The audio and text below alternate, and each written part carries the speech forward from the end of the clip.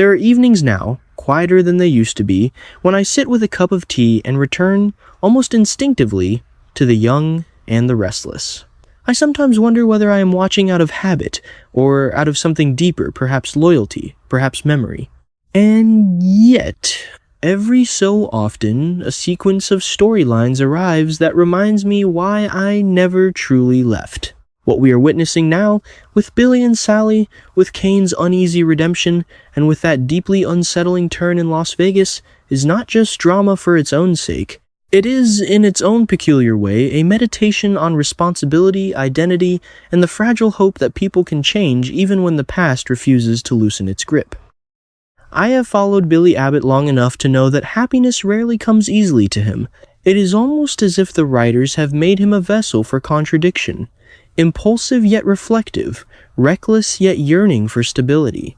So when I watched him prepare that intimate, carefully orchestrated evening for Sally Spectra, I found myself feeling something I had not expected: cautious optimism. There was a tenderness in the way they spoke about the child they are expecting, a sense that perhaps, just perhaps, life was offering Billy a second chance to become the man he has always struggled to be.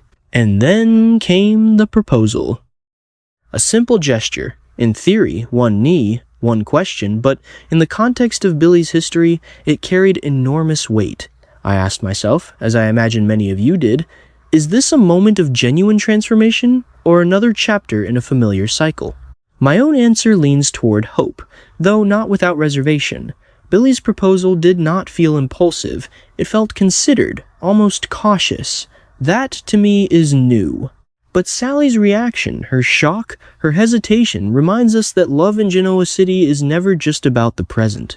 It is layered with memory, with doubt, with the quiet fear that history might repeat itself. Is Sally right to hesitate? I would argue that she is. Sally is not naive, and she has learned, often painfully, that promises are only as strong as the people who make them. Yet there is also something deeply moving about the possibility that these two, both flawed in their own ways, might find a kind of stability together. For viewers like us, who have seen decades of marriages rise and fall on this show, the question is not whether love exists, it is whether it can endure. Meanwhile, across town at society, a very different kind of narrative unfolds, one that I find equally compelling but perhaps more ambiguous. Kane Ashby stands at the center of admiration, celebrated for his decision to donate bone marrow and save Malcolm Winters. On the surface, it is a story of redemption, even heroism, and yet, as someone who has watched Kane's journey from the beginning, I cannot accept this moment without a measure of skepticism. Redemption, after all, is not a single act. It is a process, often long and uneven. Kane's past, particularly the deception surrounding his identity, cannot simply be erased by one noble gesture, no matter how significant. What fascinates me most is Lily Winters' response. There is admiration in her eyes, certainly, but also doubt. And I find that doubt not only justified, but necessary. Can a man who once built his life on a lie truly become someone worthy of trust? Or is this act of sacrifice, however genuine, also a form of atonement that seeks to balance a moral ledger that can never be fully settled? I do not believe the show offers us easy answers here, and that is precisely its strength. Lily's internal conflict mirrors our own. We want to believe in change, but we are not willing to ignore the past. That tension, quiet though it may be, gives this storyline a depth that lingers long after the scene has ended. And then we arrive at Las Vegas, where the tone shifts dramatically, almost jarringly. If the storylines in Genoa City explore hope and redemption, what unfolds in Las Vegas feels like a descent into chaos, where consequences arrive swiftly and without mercy. The survival of Adam Newman and Chelsea Lawson after the explosion might, in another context, feel like relief, but here it feels more like a temporary reprieve, a pause before the next wave of complications.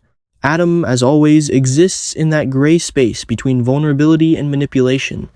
Chelsea, for her part, carries a weariness that suggests she understands exactly how fragile this moment of safety truly is.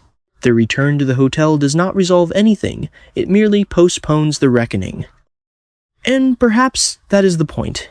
In a world like this, survival is not the end of the story, it is the beginning of a new set of questions. I was particularly struck by Nick Newman's arc in these episodes. His recovery and his willingness to acknowledge his misuse of medication felt, to me, quietly powerful.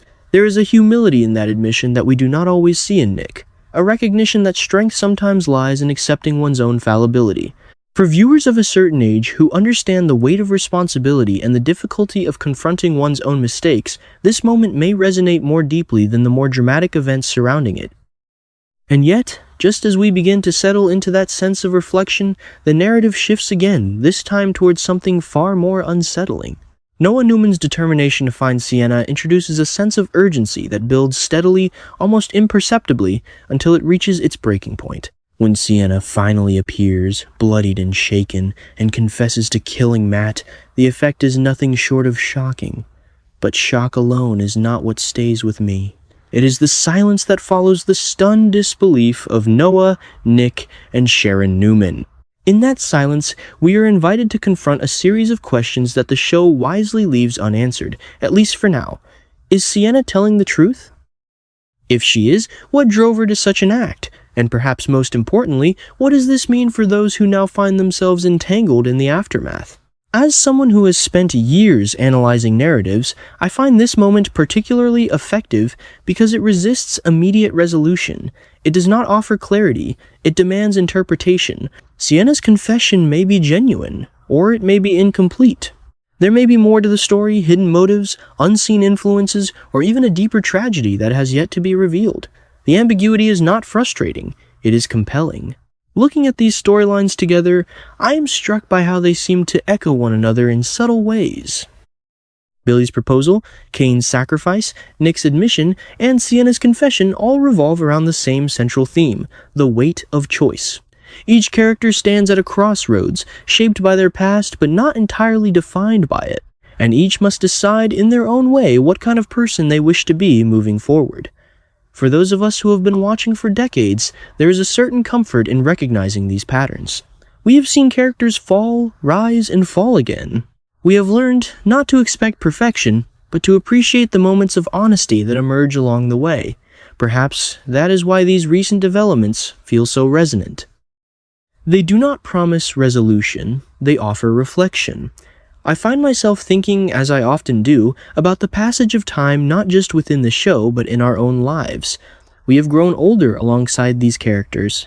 We have witnessed their triumphs and their failures, and in doing so, we have perhaps come to understand our own a little better. So when I watch Billy kneel, or Kane stand quietly as others praise him, or Sienna confess to an act that may change everything, I am not just watching a story. I am engaging in a conversation, one that has been unfolding for years, and that continues to evolve in ways I cannot always predict. And perhaps that is the true enduring power of The Young and the Restless.